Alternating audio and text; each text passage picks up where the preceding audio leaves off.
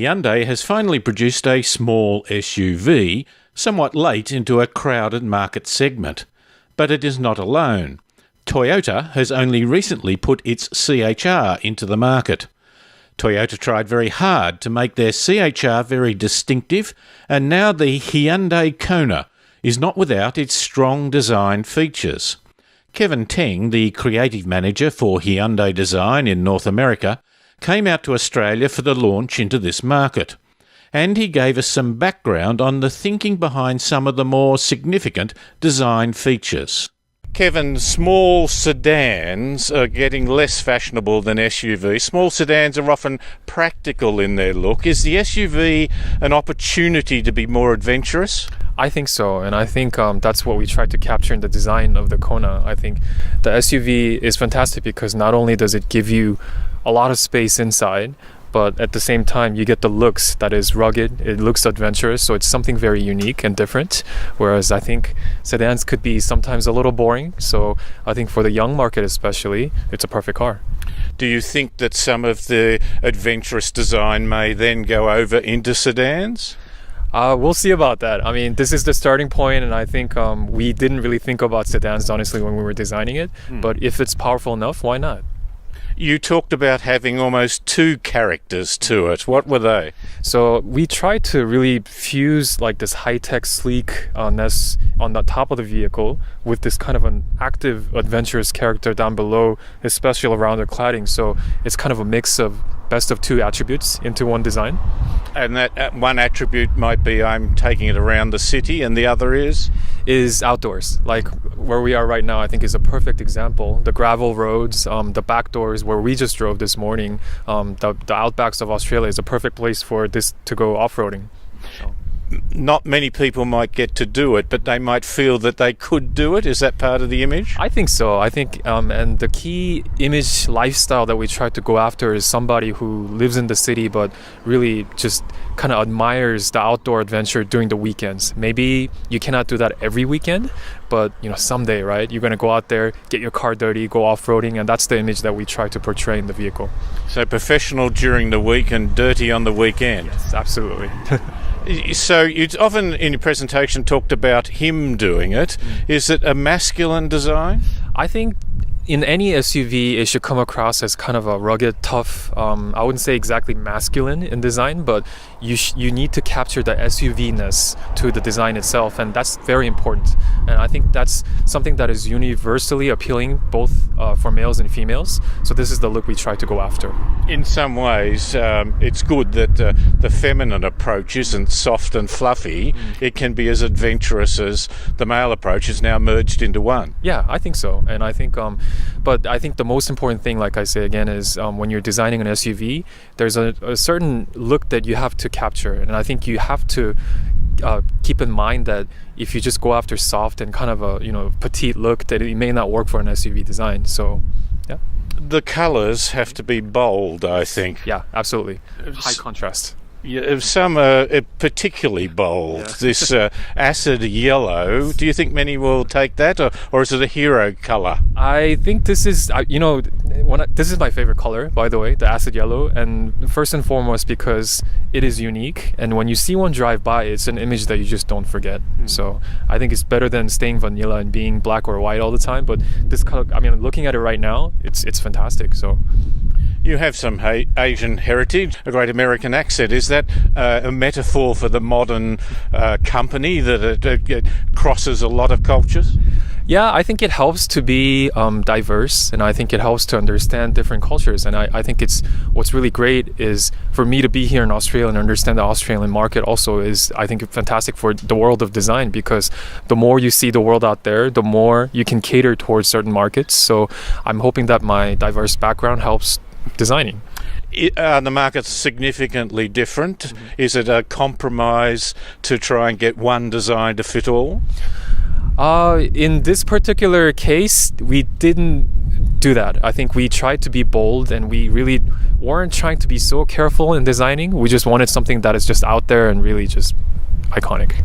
Let's have a look at a bit of the car. Most clearly from the front is the lights. You're making a very distinct note in that regard? Yes. So this is what we call the composite lights, and what you see is the main driving lights that are incorporated into the fender below, and the DRL is the driving lamp is situated on top, and it has this kind of a thin, sinister look to it, which adds to the modernness of the vehicle.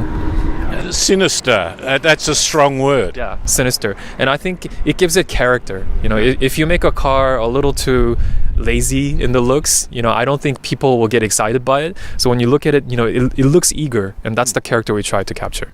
There's a modern trend here of a long bonnet. Is the length practicality or fashion? The long bonnet usually goes back to suggesting that the car has more power. I mean, it comes from the historical looks of, you know, cars that had 16 cylinders, and it's a way for you to show off, look what I got. And I think that's determined the way of the premium looks for a long time. But we didn't really focus on the long hood for this one, honestly. Our focus more was the stance, the width of the wheels, the way it sits, the short front and rear overhangs. That was more of the priority in designing this vehicle. The line of the bonnet starts quite high, but it seems to, or appears to, almost bulge a little and then slope down. Yes. That's a modern styling approach? I think what it does is suggest power. You know, it shows off that it has muscles underneath, and sometimes we refer to it as a power bulge to actually get across that feeling of, you know, look what's inside and look what's underneath the bonnet. I think that's the emotion we try to capture. The Kia Stinger, I think, has a little of it. The Porsche Panamera even has a bit. Yes. Mm-hmm. Yeah, so they must be right. Yeah, absolutely. the over the front wheel, a very prominent bulge. Yes. And that's very important. And what it does is it, again, helps to capture the stance of the vehicle. It's an SUV and it has to sit right. You don't want the wheels to be too much inboard of the vehicle because it'll look unstable. But this car, when you look at it from far away, it sits like a proper, you know, as if an animal is just ready to leap forward. That's the gesture we try to capture. Almost like big, powerful legs. Yes, exactly, absolutely. And the muscles you can see are concentrated right above the wheels, right above the rear wheels. These really powerful haunches really emphasize the strength of the vehicle. A strong character line down here. Yes, this is the feature line, and you can see a very muscular body section as well. And what this does is, I was explaining to you in the morning, is it looks like the car launches forward. This direction of the line is accelerated so that it looks like a very dynamic character. Towards the back, just the C-pillar, if you'd like to walk back this way. The C-pillar faces forward, distinctive. Yeah, very distinctive. And this is a very special part of the car. We call it the shark fin pillar. And usually you see treatments that are, the same body color running into the roof like that. And that's the typical way to do it. But we wanted to do something new. And we wanted to break this up by reversing the direction of the wing and making it look like a reverse shark fin, which I think is very, very special. Two-tone? Mm-hmm. Two-tone, absolutely. So this is a feature we tried to fight for right from the beginning when we were sketching. We wanted to create high contrast and really have this kind of a futuristic look that is very different. So combined with the shark fin pillar, you have a two-tone roof, and I'm just really proud to see that it survived. I see in Australia you've learnt the flies to have. Lovely having the flies around me. Getting a lot of attention right now. The back, it's not too busy. I think of something like the Toyota CHR, which has a lot of lines to it. A balance between aggressive points and not going over the top. That's really important because, like you say, it's a fine balance. If you can't push too much, because the styling may end up offending some people. It may look like straight out of a spaceship, which may be a good thing in some regards. But I think in the case of Kona, we try to make it advanced enough, but not too crazy. So I think we feel that the balance of the rear end is really well done. These thin lights at the top, if they were only those, that it would look a bit out of proportion, I think. You've added a bit more stronger elements down here.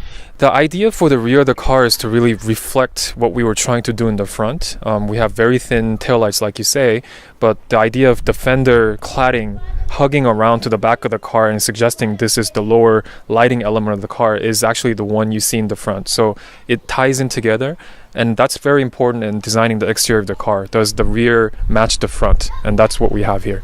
The bit down here, almost a bit blingy. There's a bit strong. That's your intent? Absolutely, and this is the idea of the composite light in the front that's reflected in the rear. So the main driving lights that you see in the front, you would see this area in the back down here. And like I say, when you walk around to the front, it's like a family look. It's the same face, but on the rear.